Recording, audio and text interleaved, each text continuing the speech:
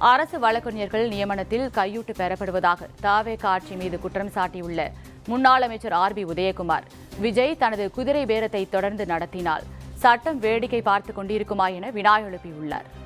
தாவேக ஆட்சியில பெரும்பான்மையோடு ஆட்சிக்கான ஸ்திரத்தன்மையும் செயற்கையாக உருவாக்குவதற்கு பகிரங்கமாக குதிரை பேரத்திலே விஜய் ஈடுபட்டு வருவதனாலா, தாவேக ஆட்சி நிலைத்திருப்பதற்காக இன்றைக்கு அவர்கள் மேற்கொண்டு வருகிற குதிரை பேரத்தை பார்த்து தமிழ்நாட்டு மக்கள் முகம் சுளிக்காதவர்களே எவரும் இல்லை.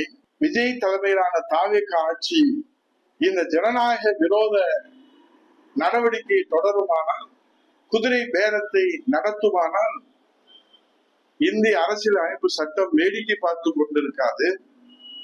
இந்திய அரசியல் அமைப்பு சட்டம் வேடிக்கை பார்த்து கொண்டிருக்காது.